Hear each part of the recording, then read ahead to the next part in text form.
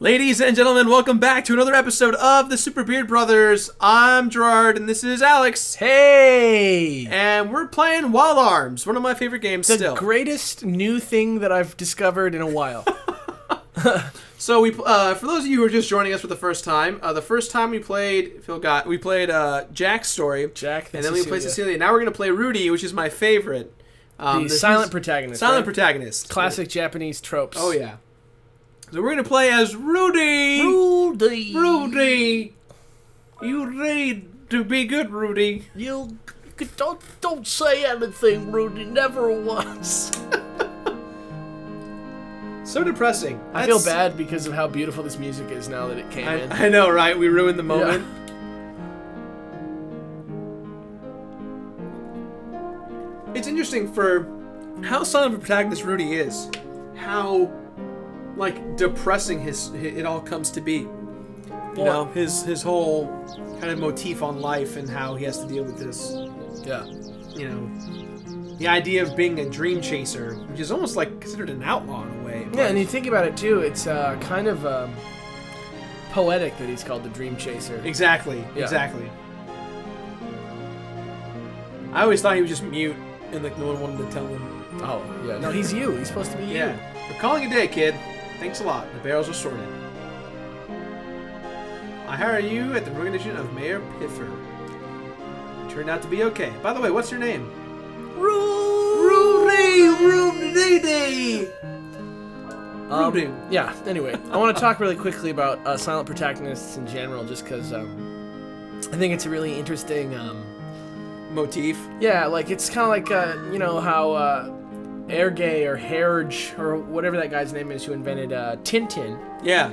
He says that he purposefully draws Tintin in a way that's very bland and like very simple, so that when you watch it, then it doesn't color him with too many like very emotional choices. Yeah. So that when you read Tintin, you can kind of make yourself Tintin. Yeah. And that's kind of the same idea that's behind the idea of the silent protagonist. Well, what's fascinating is that he is silent compared to everyone else. Like, Jack is the smooth talker, Cecilia is like the magic caster, innocent one, and he just doesn't say anything. Yeah, I mean, it's interesting because, like, sometimes they do it and sometimes they don't. Yeah. And I wonder, like, what the effect is. Like, for me, like, I almost prefer this protagonist to talk. Just because then it feels like I'm watching a story. But but at the same time, like, I totally understand why the silent protagonist is such a... It's almost like you are this character out of the party of three. Like, this is the one that you should relate to. Like, maybe you should have named him Jirard. Yeah, exactly, right? Yeah. So his backstory is a little depressing, you know. We're going to find out more about Rudy and where he's from, but let me take a rest. Let's do some story. Let's find out more about his past. I love how willing everybody is in RPGs to just let you rest. Yeah. Rudy, how are you? Thanks to you, the stables are in great shape. Take these. Alright, so here we go. This is one of my favorite tools. Yeah. The bombs. This is... When I was a kid and I first played this, I was so stoked because literally nothing could stop me. It's like Super Zelda. Yeah, I mean, I'll just show you. Look at that photorealistic, identical set of explosions. It's great. Oh my god, it's like... Can you imagine what the guy must be feeling? It's just like, here's these bombs. Now I would just be proud of my handiwork as the builder of this house.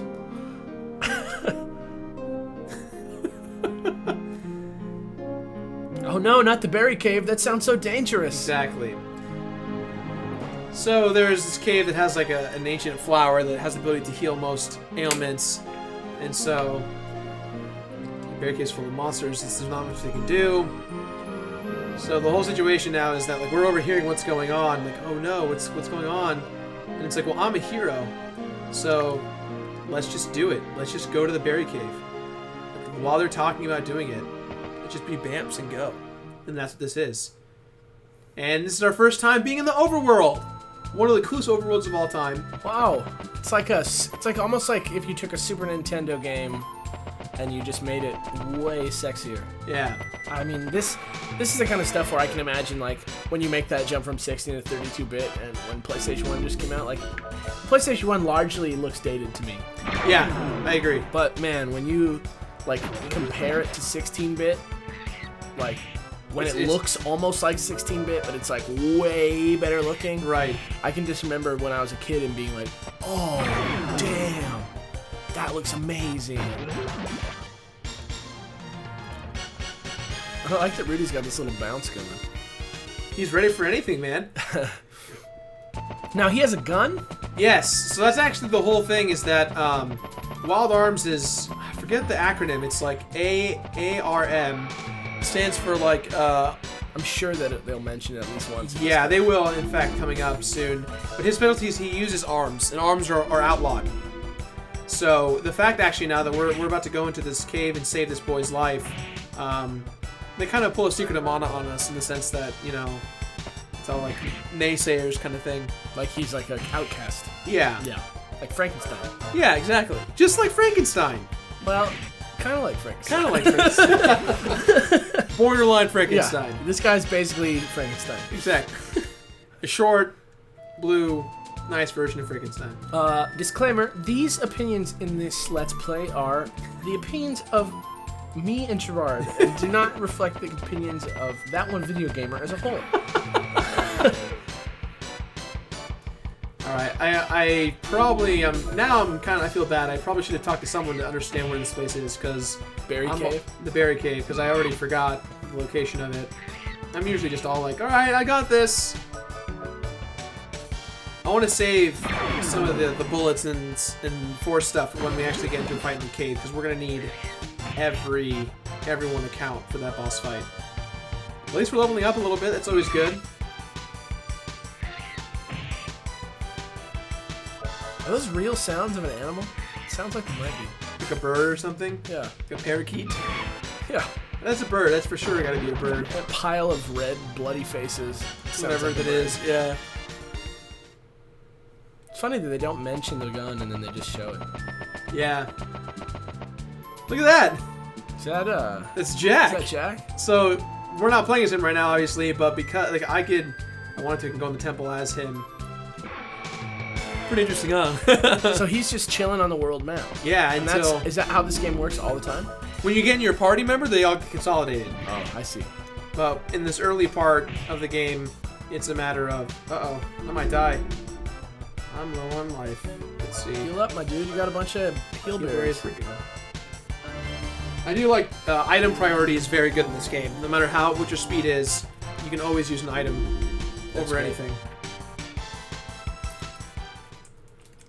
And the fact that you can dash in the overworld is huge too, because in most games you can't dash or run. But getting here and there is not as annoying in this game. I'll tell you what. Sorry, go ahead. Oh yeah, I've been playing Earthbound Zero lately, and boy oh boy is it annoying to get through the world. Counter rates are massive, right? Yeah. And anything that expedites the process of getting from the place that you are coming from, the place that you need to go, is always good. Yeah, because I get the grind is like part of the appeal of these games to some people, but like, you know, if you can have an option, why not have the option? Right. Well, I mean, that's why, you know, in games like Final Fantasy VII, Final Fantasy VI, you get an airship, you get, you know, the little boat. Chocobo, yeah. Chocobos. Golden chocobos. They can literally travel all over across the map in places the ships can't. Yeah. And it's really great about this is that you're gonna see this is where we go after we've met up with everyone. Right.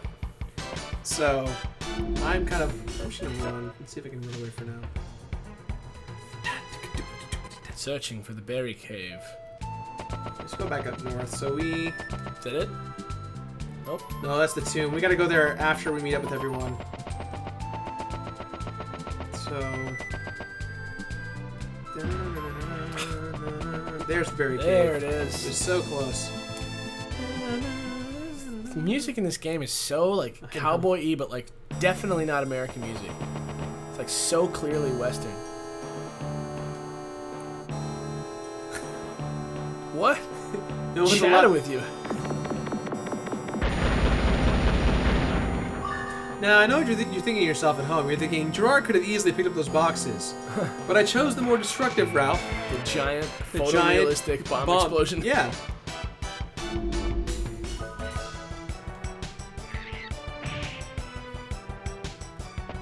So glad Rudy's counterattacks have been going off a lot lately.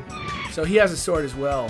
Yeah, everyone's got a... Jack and Rudy has swords, but he's not a sword master. He's a gun master. Jack is the sword master, and then so Cecilia... do you have to do it like a magic or something to shoot? Yes. That's his skill, his thing. So the arms are kind of more mystical than they are just like a regular old gun. Exactly. Got it. That's a really cool idea, like kind of like exalting the gun like it is like a nice old sword or something. Exactly. It's a really cool like update of like the mythology. Right. Of most JRPGs, you know? Yeah.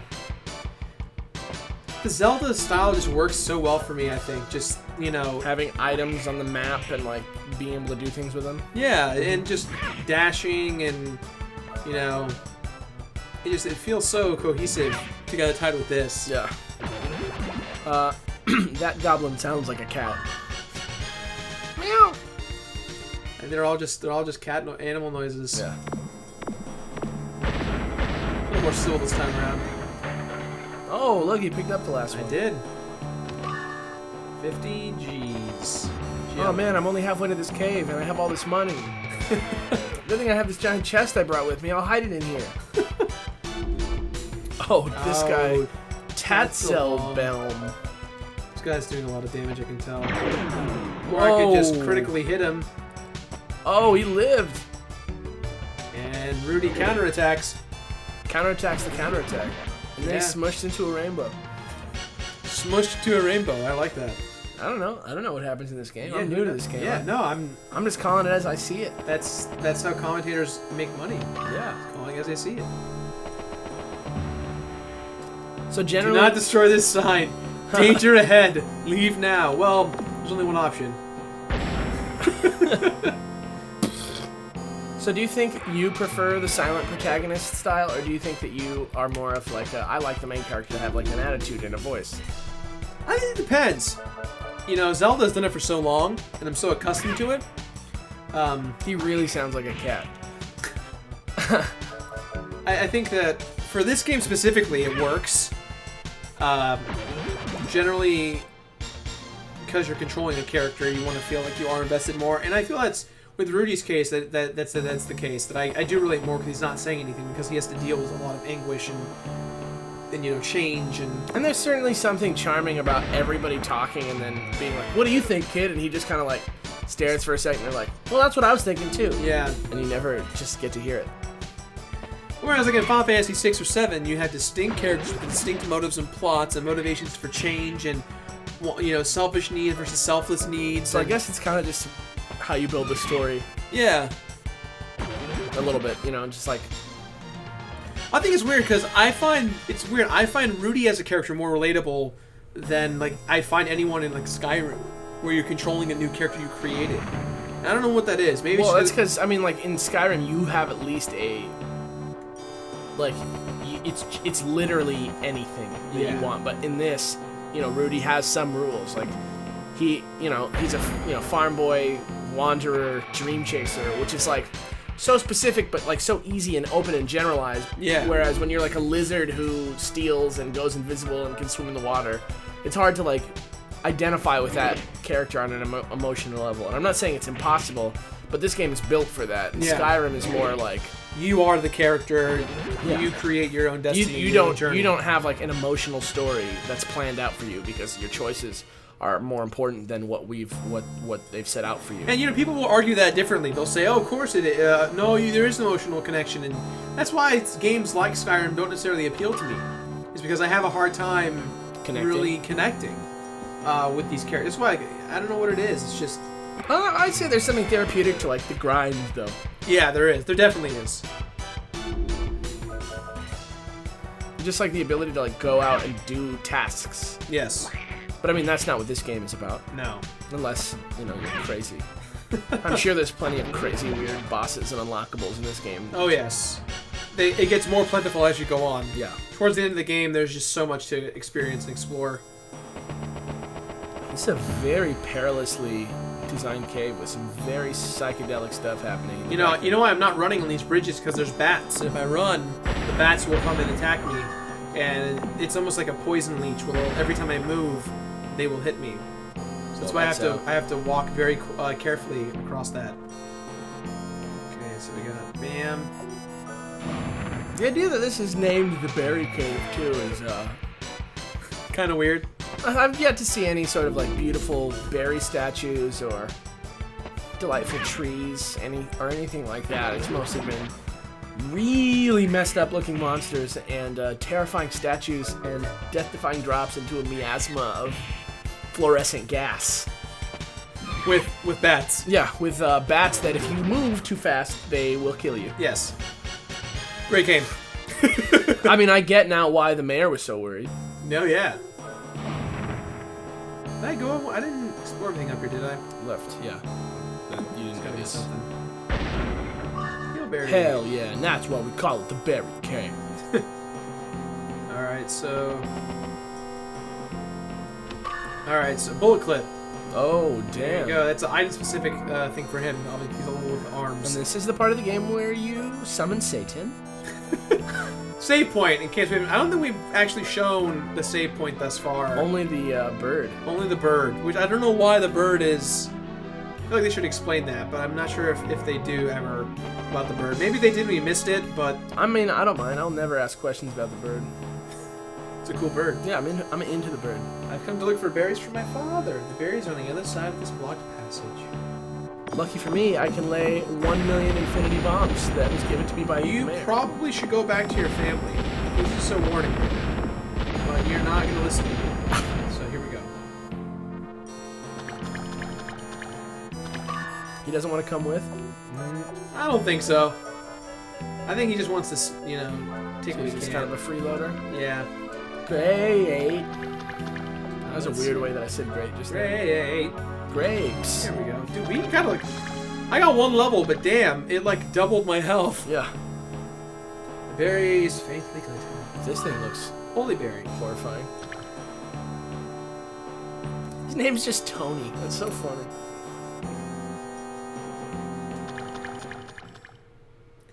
Well, guys, that was it for Rudy. That thing is just positively terrifying, whatever that is.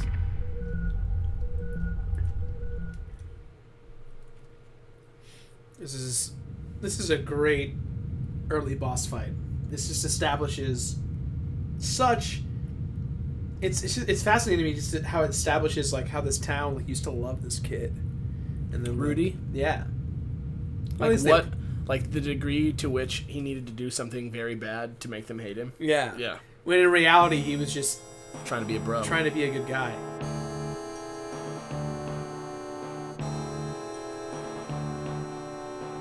Yeah, so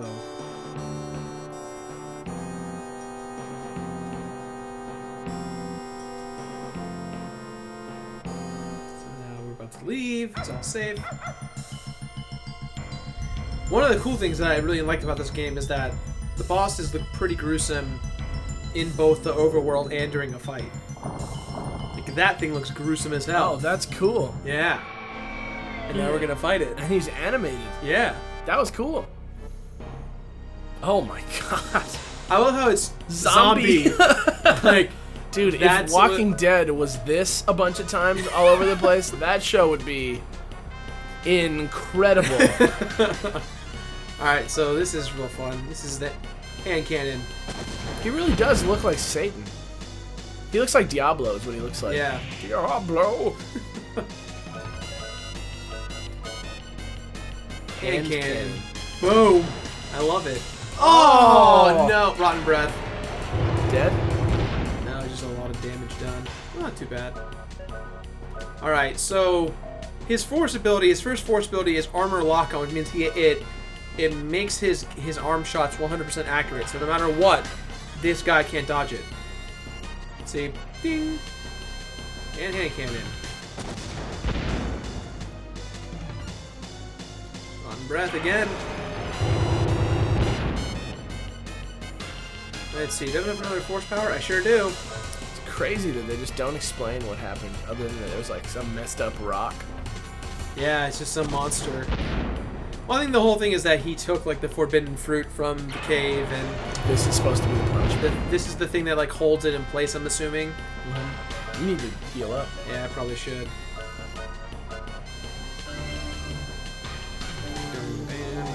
Look at this little bounce he's got going on. It's his like don't mess with me stance. Oh! Counterattack.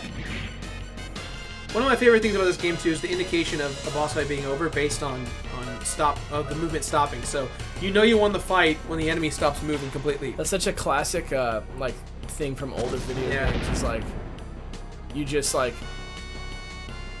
learn how the game works. Yeah. It doesn't lay it out for you. You just like kind of pick up on it. pick up on the feel of the game, and then you're like, there's like little cues that you get. Like in Pokemon when the music stops right before you get in a battle or something like that. Yeah, yeah. Or how Mario can kind of like slide and stuff. Yeah. Or where like secret blocks are. Yeah. No, like nobody told me that like when I was a kid. Yeah. You know, maybe like mushroom on 1-1. It's like you'd never. Maybe like a friend of mine told me, but like not like some guide or something. Yeah. That has a lot of HP, but I think this is the whole point: is that he has one of the more tough fights, but they want to show you with his ability of using the arm. How powerful the gun is. Yeah. And how big of an asset it can become. How big of a deal it is. Yeah. Now, mind you, right now, in the world of what's happening is that the people are watching this fight go on. Yeah. So they're seeing us use this gun on this supposed zombie. Zombie. Man, that is such a weird thing for this thing to be called. I'm thinking it's probably just bad localization. Yeah, probably. Bam. Boom. Done. Frozen. Oh, ow. Rudy has gone up a level. And generally, the enemies explode, but I think something else happens here. Rudy casts the Holy Berry on the regenerating zombie. The healing light from the Holy Berry reduces the zombie to sludge. Ah! They all just run away. Wow, you defeated the zombie. And then it's... Isn't that music change right then and there? You know something is not don't touch him! He has a gun! You have brought tragedy to the entire village of Surf. Surf. I didn't realize that the village was just called Surf. Yeah. Possess the arm, the forbidden power. I know I shouldn't have. I looked through your stuff the other day. The arms have brought us doom to us all. And so they brand him as a dream chaser now. It's like, that's it. That's who he is. They're caused by Rudy. Be quiet, everyone. Just want to say, thanks for saving the boy. But now we're all gonna die. Now we're all screwed, so thank you. And also, you have a gun. You have the magic gun, which is messed up, so you gotta bounce. You'll be judged for according to our village law. Do you agree? I think I have no choice but to say yes. Yeah, I guess I love all these people. You must get back to the village at once. What does the dog think about this? He seems pretty psyched. I think he just likes Rudy. Yeah, he's like, wow, you got rid of that freaking messed up monster. Zombie thing. I don't know what that was, but I appreciate it. Yeah, thank you. Boy brought a terrible omen to the village. Must do something. Who's saying this? He's just a dream chase. It's like supposed to be like the sounds of the townspeople discussing his fate. Maybe they're downstairs or something. Yeah.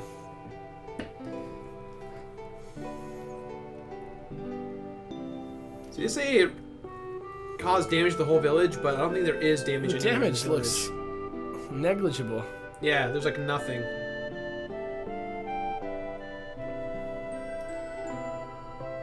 Damn. Yeah, this is straight out of Secret of Mana. The exact same thing happens when you get the sword. It's almost like I heard him say it. I don't want to talk to you now. I'm leaving. Yeah, I'd be like, shh, I know, I gotta go. Yeah. Just like kind of sniffles, like, no, I'm okay. I don't want to. I'm good. Yeah. Were you eavesdropping, Rudy? Yeah. Then you know what we've decided. Please don't come back. Why not? Conscience. That just sucks. Not before I talk to this parrot. It's all my fault, not yours. Well, at least he gets it. I'm gonna bum your dog. Oh, damn! Oh.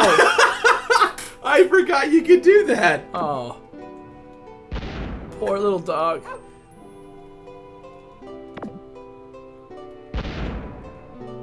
That was fun. Alrighty, well, go ahead and save real quick. I think that's it for this game, for this chapter. They banish him, and now it's a matter of being the pursuer of his dream, which is kind of interesting because they don't really discuss what his dream really is. All right, well, let's call it right here and move on to the next little tale. So here we What go. do we got? A little story, a little... Save me, I was so helpless. My dog is still pissed. I was a little mad when you blew up my dog, but you saved my life, so it's okay. There's the change. Slow jam, the slow text. and jam. Even though he used his skill to protect them, they rejected him out of fear. This is how you are supposed to feel. With him, his power he never asked for. So I guess like using arms, like using a gun requires you to be skilled in the craft. Mm-hmm. So they don't really explain why or how he... Maybe he's just got one and he practices with it. Yeah. I don't know. Maybe that's like his dream. I don't know. Well, there we go. Now we're all three characters in Filgaia. Now we have to meet up in the central location of Aldehyde, which is where Cecilia's from. Mm-hmm. So, should we keep going? You want to keep playing, or should we call it? Let's call it. Let's call it. All right. Well, there we go, guys. This is our third episode completed for Wild Arms. We've got all three stories now. Coming up next time, they all meet up at Aldehyde. Aldehyde.